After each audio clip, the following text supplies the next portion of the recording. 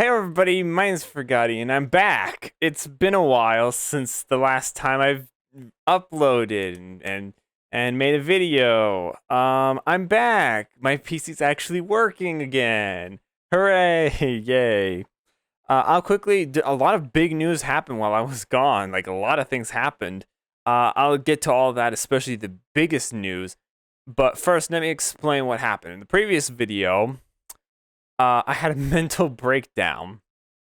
What happened was a power outage destroyed my computer. So what happened was my motherboard died. Aww. But I got another one. And here's the old one. Here's the culprit. I would break it, but it deserves a proper burial, to be honest. A proper gamer burial. Because it has done so much for these past few years. It has done so much and helped me so much, so it deserves a proper funeral. But then what happened after I fixed my computer is I had to install my drivers. Aww. But on the bright side, my graphics card works. It works perfectly fine again. My motherboard detected the graphics card, and I can play games again. But the problem is, my Windows broke. Aww. What's happened now is there's a annoying watermark telling me to activate Windows, and I don't know where the hell I can find my key, and I don't know where my key is, and I don't remember the purchase history. So now I am completely broke, and I need a $200 Windows 10 key, and that's pretty much it. I really hate Microsoft. Microsoft is a sucky company. They put this annoying little watermark in front of me to incentivize me to buy their $200 crappy little code. That's just unfair. That's some bull. So yeah, that's annoying. I'm not gonna be making any videos for maybe a week or two because I have no idea where my key is, and I'm not gonna upload any videos with a really garbage watermark. I believe in quality, not quantity. So screw Windows and screw this activate Windows, go to the settings BS. But anyway, let's get on to the news in this story. So while I was gone, after I had my little mental breakdown and posted it on YouTube, the universe actually apologized. The CEO of YouTube quit. I'm absolutely shocked that the CEO of YouTube quit. I expected her to maybe continue running YouTube into her 70s at that point. Like, I really thought that person was going to continue and run YouTube. I was shocked when I found out that Susan quit.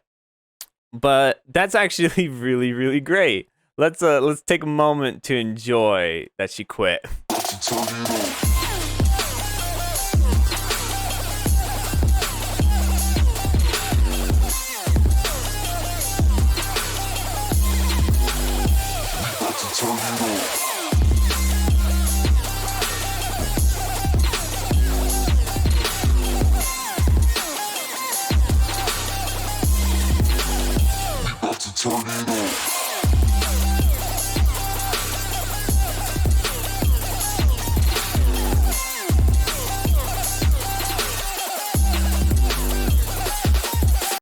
Okay. You could tell what side of the fence I'm on when it comes to her being the CEO of YouTube.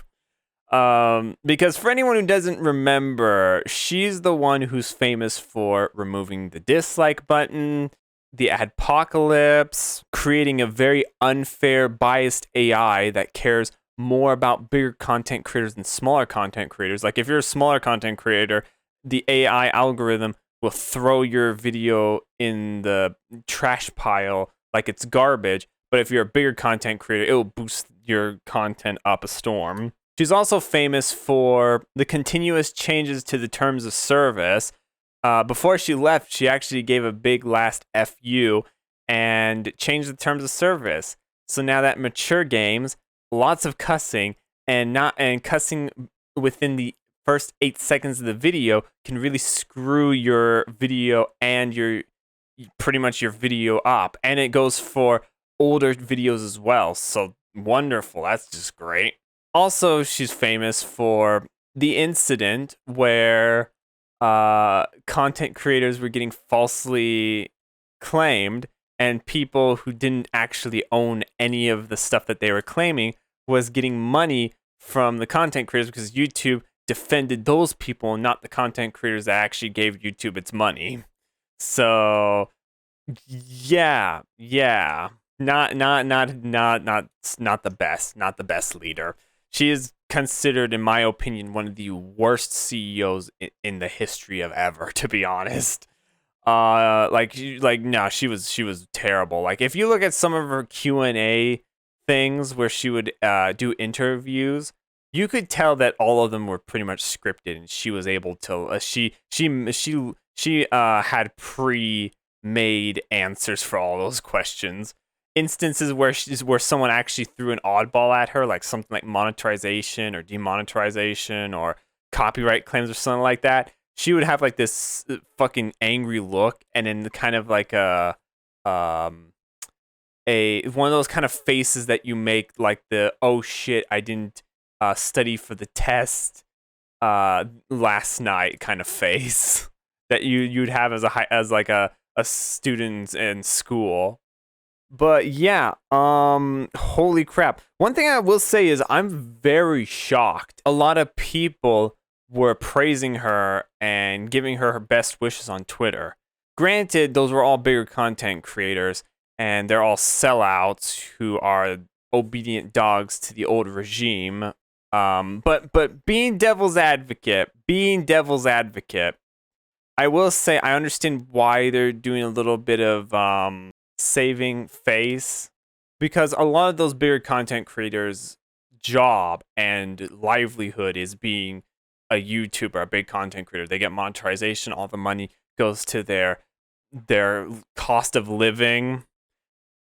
So I can understand why they would be doing the that they're doing on Twitter, on the ex-CEO's Twitter, because for instance, if you're living in North Korea, you're not going to just, if Kim Jong-un was stepping down, a North Korean citizen wouldn't just say, "Oh, I hate Kim Jong-un's regime. It was complete utter garbage," because we all know what would happen. So there's a little bit saving some face, doing what they're doing with the old CEO. I kind of understand why. It's their livelihoods, their money. If they lose the money and they don't have any backup plans, they're kind of screwed. But wow, I am so surprised still that she left. And she kind of, in the end, it feels like a victory because she left, but it doesn't feel like it at the same time, because she leaves with a ton of money, and she also left with having YouTube in the background on fire. Literally, all of YouTube is on fire. She changed the terms of service, and ironically, she kind of left during the time the United States government is doing this kind of asking questions to CEOs about censorship, because she was very, very regularly censoring people's freedom of speech. Like, I believe, as a content creator and a free speech advocate, I believe that everyone has the right to say whatever they want to say and believe whatever they want to believe and express the way they want to express, as long as it does not hurt or endanger others or infringe on people's rights. So I believe, as a free speech advocate, people should have the right to say and express the way they want to. But the original CEO of YouTube absolutely refused to believe that. It's kind of ironic that during the time she left, the government was doing like a summit on asking CEOs about censorship on their platforms. It's very ironic that she left during that time. I think it's because if she was the next in line, she would have the most blank expression. Like, she couldn't answer any of the questions. Now, the next guy that's actually took her spot was, I think, the second in command, and that dude's name is Neil Mohan. Neil Mohan is ironically the chief product officer of YouTube. He got a pretty damn good promotion. There is a little bit of some red flags that are kind of concerning me, but I'm just crossing my fingers that he's gonna do better as a CEO than the previous CEO. There are some red flags. There was some key words that he said that kind of concern me, especially when it comes to freedom of speech and freedom of speech rights. That really concerned me. But I'm really crossing my fingers that it's not like a third world country dictatorship. I'm crossing my fingers that YouTube isn't a third world country dictatorship and we lost one dictator to just gain another dictator. I'm really hoping that that's not the case. I mean, if he is an intelligent person, which I'm hoping he is, he graduated at Stanford University, he would have the level of knowledge as a leader to ask himself, what did my predecessor what were my mistakes of my predecessor and what can I do to improve and overcome and adapt to the situations that my predecessor had, and what do the people want? That is the best way for a leader to run a company or a nation or anything, is to ask, what did the previous person do wrong and how can I do it better? How can I do their job better? I'm hoping that he does that. I'm really hoping he does that, because there are some red flags with his thing.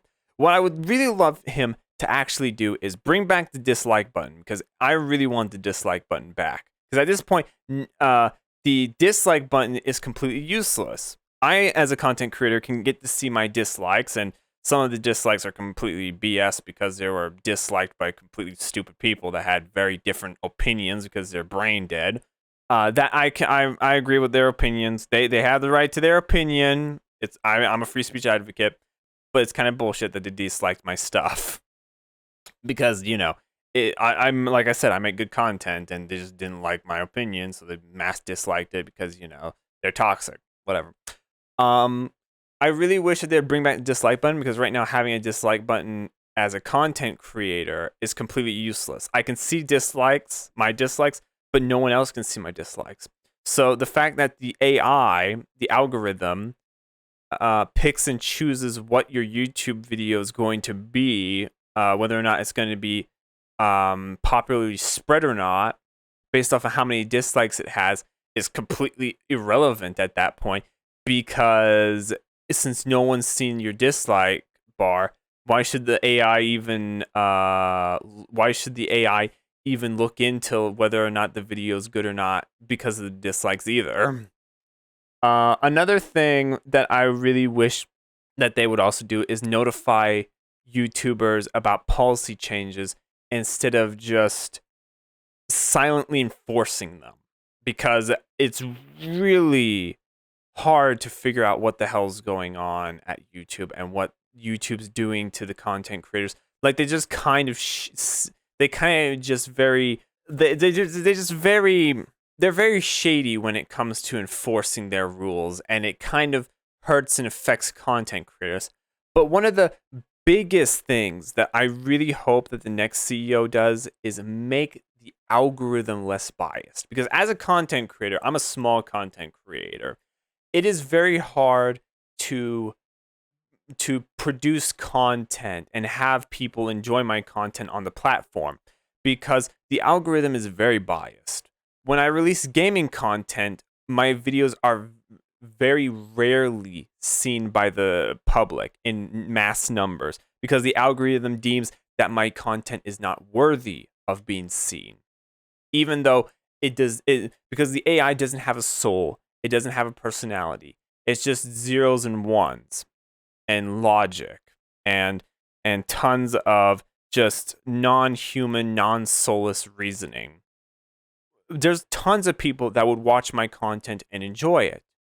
Will they be able to see it? No, because of the algorithm, because of the AI. Most likely people aren't going to see this video because the AI is not going to like the things that I've said in this video.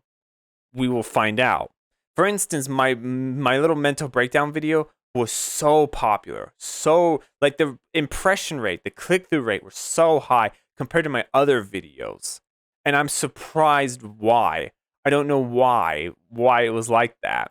Because I sweared a lot, normal amount I normally swear. The only difference was I wasn't playing video games, which shows how biased the AI is. It will show a bad quality video of someone having a mental breakdown and say that that's good for YouTube and for everyone to watch and enjoy. But if it's a gaming video, it says that it's complete and utter garbage and worthless and just chuck it into the void. I believe that the algorithm shouldn't prioritize bigger content creators' videos. If people enjoy that bigger content creator, then they'll remember that bigger content creator and check regularly, daily or weekly on the dude's channel and see if he's produced a new video. But YouTube should prioritize more on focusing on catering towards the smaller content creators, releasing their videos, making them more public for people to see, because it's completely unfair and one-sided. Bigger content creators have the platform already. They have the fans. They have the community. They're set. They shouldn't get that much of a spotlight compared to smaller content creators. YouTube should be holding the hands of smaller content creators more than bigger content creators.